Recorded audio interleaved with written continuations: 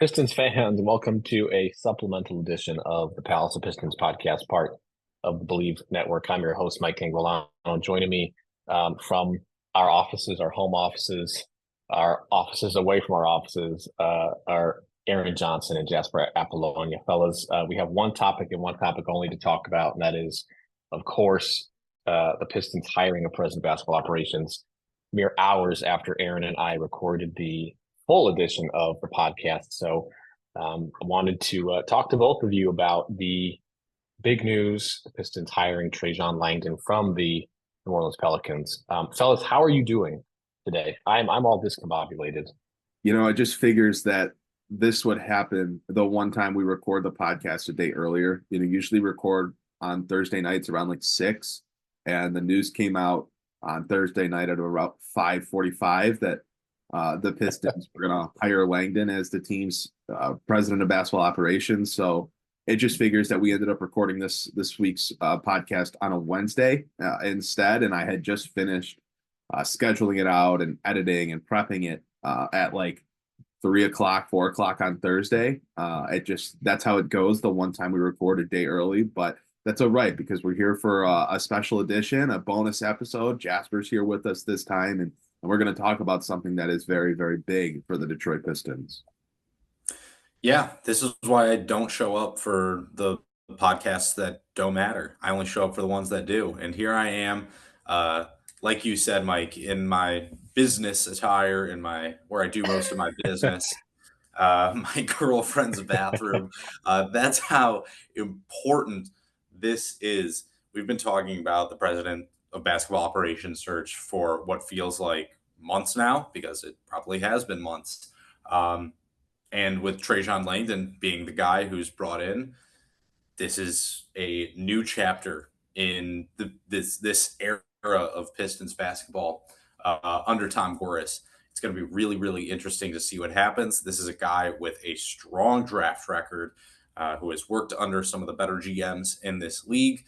It's going to be absolutely fascinating to see what his first moves are going to be. And I kind of suspect that's something we're going to be talking about today. Yes, we have a few things we're going to be talking about with this hire. There's quite a bit to unpack, and just want to make note that this isn't something that's official. The organization hasn't announced it yet, but this is all but official coming from Adrian Wojnarowski.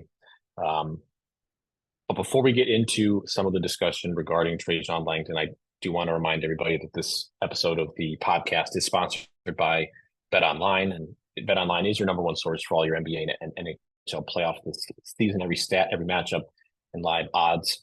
You can head on over to the website today, get in on the action, and use our promo code BELIEVE, that's BLEAV, for a 50% welcome bonus on your first deposit when you use BetOnline.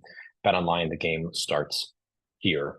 And our requisite pre-show plugs, I do want to remind everybody as well to please subscribe to our newsletter at palacepistons.com. You can read the latest release from Aaron about Dalton Connect as a potential option with the 5th pick. You'll get a whole lot more content coming our way with draft stuff as we get closer to the draft. You can also get the podcast delivered to your inbox every Friday, or sometimes a little bit earlier or later, depending on what the Pistons decide to throw at us in terms of breaking news. And you'll also get the weekly drive every Monday morning. So please subscribe to our newsletter at palacepistons.com, or if you're watching on YouTube, it will be in the description of this episode. All right, let's get into it. The Detroit Pistons hired New Orleans Pelicans general manager Trajan Langdon as the new president of basketball operations. He was on the short list along with Tim Connolly, Dennis Lindsey, and John Hammond, and myriad others. Guys, what's your initial reaction to this hire? Before we get into Troy Weaver, Monty Williams, potential moves, trading the 5th pick, free agency signings, Brandon Ingram, what's the initial reaction to the hire of Langdon? He's very young, relatively. He's 48. He's worked under David Griffin for the last several years. He's also been the assistant GM for the Brooklyn Nets up until May of 2019. Had very good overseas career.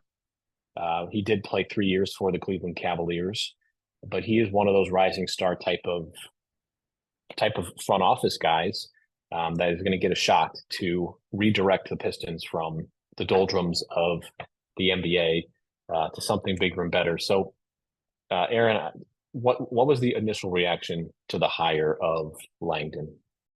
Look, I think all signs point to this being a positive signing for the organization. Langdon has a very high regard around the league from everything that has been made public. Like you mentioned, has worked under Sean Marks with the Brooklyn Nets, worked under David Griffin with New Orleans. And I think something interesting of note is he was actually considered for David Griffin's position before they ended up hiring David Griffin, but they liked him so much that they brought him in as the team's general manager, and he has had a very good resume in terms of drafting. It's been said he was very instrumental in drafting the likes of Trey Murphy and Herb Jones in that 2021 NBA draft with the Pelicans. Both those guys now key players for the Pelicans, so much so that they're talking about trading an all-star player in Brandon Ingram to give them more opportunities. So Langdon has a really good reputation around the league. He's been talked about for years as an up-and-comer, and his rise has shown just how much of an impact he's made across the way at his various stops throughout his career. So I think just initially, like, this looks like a really good hire for the Pistons. It seems like the clock had kind of run out on the potential to talk to Tim Connelly with Minnesota advancing to the conference finals. I don't know how much of a real thing that was going to end up being anyway, or if it was always just more of a pipe dream for the Pistons. And it was reported that it eventually came down to Langdon and Dennis Lindsey. Both had met with Tom Gores multiple times in person and off, over the phone or anything like that. And Langdon came away the victor. And so you're bringing in a young general manager, or excuse me, president of basketball operations, but he has a lot of experience and he's held in a very high regard around the league. So all signs point to this being a good hire by the Detroit Pistons. I know the initial reaction from some people is probably going to be disappointment that it's not Tim Connelly, because that was the sexy name that's been thrown around. Obviously, we know his resume. But look, Langdon's resume speaks for itself in a lot of ways as well. And I think if there's one thing that you're going to be really excited about looking at what he's done in the league, it's the role that he's played in drafting really good players outside of the top five, outside of the top 10. Like you talk about Jared Allen, Trey Murphy, Herb Jones. These are all really excellent players. Herb Jones was just selected to first team all defense. These are all really good players, and none of them were taken in the lottery. And I think that that's a really important aspect to look at, especially when you're looking at Troy Weaver's abysmal draft record outside of basically the top five in Jalen Duren. He has not really found, you can argue Isaiah Stewart. Isaiah Stewart's a useful player, but like there has not been real significant game-changing talent selected for this franchise in the back end of the first round, early, mid-second round since Troy Weaver took over. And I think with Langdon, you have a guy who has a lot of credibility. He was EuroLeague MVP, I believe. He's been under, like you said, David Griffin, Sean Marks. And I think that when you look at the resume, there's a lot of things that are very appealing. There is also, and Mike, you said we would get into this, there is also the question of where the Pistons organization goes on from here, now that they've made this hire. And I thought it was very, very interesting. And Adrian Wojnarowski's announcement that he said, Langdon's going to have the opportunity to sit down with Troy Weaver and Monty Williams and explore how they're going to move forward. And I think that that's also a very, very interesting choice of wording. So I think there's a lot of positives to take away from this hire. When you look at the draft record, when you look at the personnel record, I think it's about as good as it could have been without it being Tim Connelly. But let's also be honest, like Connelly would have been a home run. This is a very good hire. And it's also a hire that we've discussed had to happen within this time frame. You couldn't keep waiting around. So I'm happy that it happened when it did. Yeah, I think the timing of it is, they really waited as long as they could. And, maybe in 5 years, 3 years, we're talking about how the Minnesota Timberwolves ruined everything by going to the Western Conference Finals, and Langdon doesn't work out. But you know what? Everything speaks to him being the right hire. He's young, successful, in a very short amount of time, has the playing experience, and just kind of fits what the Pistons they need. I think getting a retread would not have been the right choice either. They get somebody in here with a fresh voice, and that hopefully has a plan in place. And as you alluded to, will sit down with Troy Weaver and will sit down with Monty Williams to determine their futures with the organization. So, Jasper, since you had brought it up, I'll go right over to you first. Are you firing one of these guys? Are you firing both of them and cleaning house? Are you going to keep them in place? I mean, there's just no need to keep both, in my opinion. I think getting rid of Weaver and keeping Monty, to me, is the most likely scenario based on what they're paying him. But what is your opinion on Weaver and Monty as it relates to bringing in a guy that now has the power to get rid of both of them? Well, if it was up to me, they would both be gone, but it's not up to me. And this is a difficult decision for the organization. I think Troy Weaver has to go. I just do not see how, as a new president of basketball operations, you can come in and be like, I'm going to keep the same structure in place, like shuffle deck chairs on the Titanic, move on from an assistant coach or two, or, fire a scout. I just don't think that's how you come in and set your mark. And Trajan Langdon does have to do that in a very, very short amount of time. That's just the reality of the situation when you win 14 games the year before. You have to make drastic changes, drastic moves to the organization and to the structure of that organization. Otherwise, what are you really doing there? Like, what's really the point? If you're only there to scout, then they should have hired him as a scout. I think at the minimum, Troy Weaver cannot continue on as the GM of the Detroit Pistons. It cannot. It's untenable. It's unsustainable. His track record speaks for itself. And I think if you keep him around, what you're doing is setting the fan base up to turn on you very, very quickly as a president of basketball operations, because they're going to look at it and they're going to go, if Arntellem's still there and Troy Weaver's still there and Monty Williams is still there, and all you did was bring in Trajan Langdon, what have you done? You've just added to an already failed experiment. So while I would take Monty and out to the back of the shed and wish him farewell, I just think that there's too much money, too many years wrapped up in that. I think that's something that maybe you give him another season for, and if it doesn't work out after next year, I think maybe then it's goodbye for Monty. But Troy Weaver is gone. I'm so sure of it. He is gone. It would be a really tough sell to say we're bringing in a new president of basketball operations, but no other changes to the leadership structure are being made. And that's why I think both of them are gone. It's been reported that Tom Gores is willing to eat whatever money is desired by Langdon if he decides he doesn't want Weaver or Williams with the organization. And I think that just makes all the sense in the world right now. You really do have to start anew. You're a 14-win team with a lot of failed years behind you under Troy Weaver. And Monty Williams did not help things the way that was expected by Tom Gores when he overstepped and decided he was the head coach of this team over guys that were brought to him by the front office who, in their own regard, were not great coaching prospects, at least someone like Kevin Ollie, who was a friend of Troy Weaver's. But it just makes sense to move on from both of these guys. Trajan Langdon is going to, rightfully so, want to bring in his own staff. Does someone like Bryson Graham, the assistant general manager of the Pelicans, come over with him as Detroit's new general manager?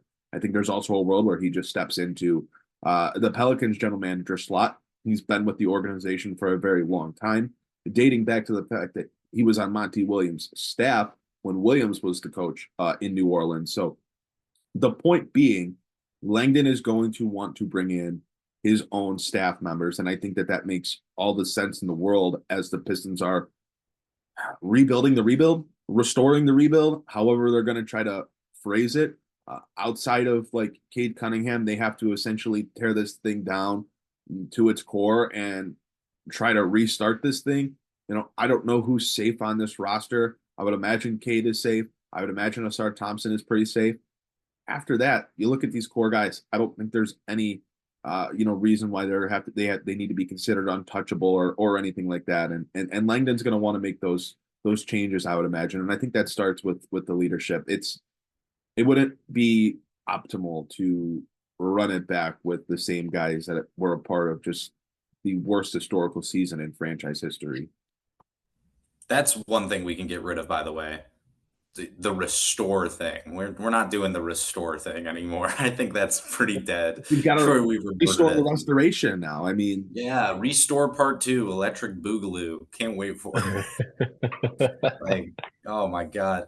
Yeah, I think it's also a good point you brought up there, Aaron, in terms of like who is then there. I think there is like a big discussion on who the new GM is and who the new head coach is. So like, if it's just one or if it's both of them, there is a big task ahead of Trajan Langdon approaching the draft and moving on forward, because whoever you get into either one of those roles is probably going to want to be in the room when you do make that 5th overall draft pick, or if you trade it. So I think that there is a lot of work that is to be done in the upcoming month or so. It's a big job ahead of Trajan Langdon. It is a big job, but he's going to have the runway to really make some sweeping changes, which is good. You don't want to bring in a guy with ideas and tell him that he's got to stay in his lane and do things a certain way. One of those things could be trading the 5th pick, which we've talked about extensively. And if you go and listen to the full show that has already dropped, we talk about some scenarios of trading that 5th pick. But one of the players that we really didn't talk about too much in that pod that now makes a lot more sense as a potential connection in a trade is Brandon Ingram, who was already considered a trade target before the Pistons hired Langdon. However, does hiring a guy who was trying to move off of Ingram anyway and not want him on the team, does that impact a potential Brandon Ingram deal with Detroit? Is he no longer a target for the Pistons? Because, I mean, there's a reason that the Pelicans are moving on from him. He's due a huge contract. He had a pretty poor showing in the playoffs. He dealt with some injuries. And the fit with Zion Williamson just wasn't really there anymore. It's sort of run its course. Aaron, is that deal in your mind, is that dead for Brandon Ingram? It does sure seem like it after this hire. Langdon, obviously, like we already mentioned, was reportedly a big piece of drafting Trey Murphy and Herb Jones. And so that shows where his mind is at in terms of the wings on the Pelicans roster and the resources that they were putting in to those two players. And yeah, I think when you're talking about trading for a player that the team is seemingly trying to get rid of, bringing in the general manager of that team certainly shuts those ideas down in my mind. And part of me thinks that Brandon Ingram would have been really good for this team. The Pistons, as I've famously said on multiple occasions, they just need guys. They just need some talent. And Ingram has that. But if Langdon has his own style of building this team, and I think that's obviously by far and away the most interesting thing now to watch with this new hire, is how does he want to build this team? It certainly doesn't seem like it's going to start with trading for Brandon Ingram in any sense of the imagination. And, one other thing I'll add to this, just as a little side note, he was, a big part of the 2022 draft for the Pelicans, obviously. Him and Bryson Graham, he talked about how much Bryson Graham has played a role in New Orleans drafting these past few years. And this is also a president of basketball operations that at the time when he was the Pelicans GM had a chance to draft Jalen Duren with the eighth pick, decided to take Dyson Daniels instead. I'm not sure how much, that really means in the grand scheme of things, but is Duren a guy that could get moved in a trade, maybe with or instead of the 5th pick? If maybe Langdon wasn't a huge fan of him in the pre-draft process, he certainly seems to be a more wing oriented philosophy wise, as the Pelicans have just kind of made it work with Valanciunas and playing Larry Nance as kind of a small ball five. He seems to be more wing oriented than someone like Jalen Duren, who he's already passed on in the draft before, become expendable. But going back to Brandon Ingram, yeah, it just doesn't seem nearly as likely or as possible now that Langdon is coming over. I don't think it's been too great of a relationship between Ingram and the Pelicans this past year or so, and that's why they are seemingly at this impasse now, where Ingram's probably likely on the way out, and Detroit becomes one less landing spot for him. I mean, I'll play devil's advocate. I don't necessarily think it changes anything. First off, there were always going to be teams that could offer better packages for Brandon Ingram. I think, let's be honest, were the Pistons ever really the front runner? Have they ever really been the front runner for Brandon Ingram? I'm not quite sure. Second off, look, New Orleans has a glut of wings, young, talented wings, and guys who can really play that position. I think that they gave Brandon Ingram plenty of time to see if that would work with Zion and CJ McCollum and so on and so forth. Just because he wasn't right for the Pelican situation as of right now, and I think most people would agree with that, doesn't mean he's not right for the Pistons situation right now. Talking about, the glut of wings on New Orleans roster, there is a lack of wings on Detroit's roster. So I actually don't think this changes much. If Trajan Langdon is interested in improving the team, and I'm assuming he is, Brandon Ingram has to be on the table still as a potential trade target. Look, the Pistons are not in a position where they're trying to advance in the playoffs. They're trying to advance to the playoffs. Like, the play-in would be a massive step forward for this organization right now. So, no, I actually don't think it affects their pursuit of Brandon Ingram whatsoever, unless, of course, there is a broken relationship between Ingram and Trajan Langdon. I don't know about that. I could not tell you. But I don't think it changes anything in that regard for now. Detroit needs talent. And, if they can get it from New Orleans, from Philly, from wherever it may be, they will take it. And they should take it. Yeah, the only thing that sort of comes up with Ingram is he's going to be doing extension. So, are you going to commit long term to Brandon Ingram? Somebody's going to, but if he was having second thoughts about giving Ingram that kind of money, he being Langdon, if he was having second thoughts about giving Ingram that kind of money in New Orleans, the plethora cap space in Detroit might change that calculus a little bit. The Pelicans were sort of operating with a different cap sheet and a different timeline. So I could see both sides. I hope it doesn't take them out of the running for Brandon Ingram, because they need good players. And as we've seen with some of these guys, their values have decreased. There was a report that said that Darius Garland is now being more highly valued than Trae Young. I mean, it's just all these wavering values. The Pistons should not stop the pursuit, especially if that cost, might be going down. Who knows? So, guys, anything else on Trajan Langdon being the new president of basketball operations for the Detroit Pistons? But we wanted to keep this a little short as supplemental. So if you have anything else, get it off now. Yeah, I'm just very intrigued to see how his philosophy takes shape with Detroit in what has been said so many times as a major offseason for the Pistons. It's already been reported that he has the power to make sweeping changes to the roster, to make sweeping changes to the leadership structure. And so I'm very interested to see how quickly these things start to shake out of the tree now. I mean, this is a team that needs a lot of things. It's an organization that needs a lot of things. And you have to hope that Langdon is going to come in and finally be that guy, be that voice, be that leader that can start to right this disastrous ship that has been shipwrecked for far too long. So very, very interested to see how things start to shake out for the Pistons and how quickly these things come to fruition.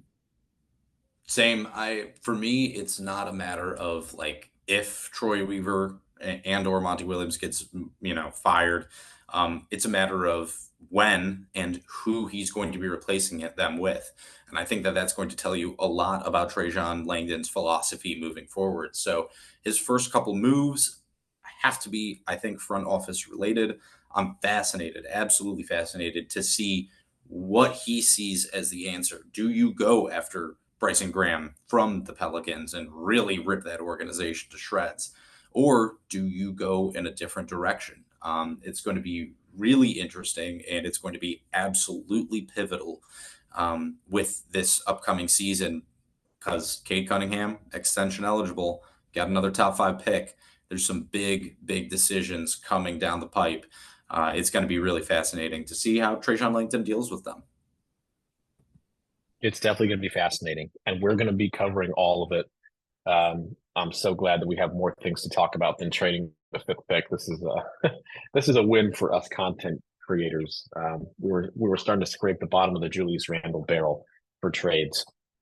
So very excited that the Pistons finally have a president of basketball operations. It will be an interesting summer, and that interesting summer starts right now. Hey, it's possible by the time we record next week, we're going to have some news about the GM being let go and potentially the head coach being let go. And I'm sure that it'll be released mere seconds after we stop recording the podcast. Guys, this has been great. Short little supplemental. I do want to plug the podcast. If for whatever reason you haven't been listening to us before, you can go ahead and listen to our full show that dropped as we record this morning. We talked about the potential trades. That pod is available wherever you get your podcasts from, and it's also available on YouTube as well. And please, again, subscribe to our Substack. You'll get all this directly to your email inbox every time it drops. And please follow us on socials as well: TikTok, Palace of Pistons, X/Twitter, Palace of Pistons, Instagram, Palace of Pistons, and Facebook at Palace of Pistons. For my co-hosts, Jasper Apollonia and Aaron Johnson, I'd like to thank all of you for making some quick time this morning to talk about the Pistons hiring Trajan Langdon as the new president of basketball operations. And that's going to do it for this week's edition of podcast. And I'd also like to thank our sponsor this week, that is BetOnline. Gosh, there's like so much stuff I have to roll through here to end this freaking show. So again, thank you to our sponsor, BetOnline. I am Mike Anguilano, and we will see you all next time on the next edition of the Palace of Pistons podcast, part of the Believe Network.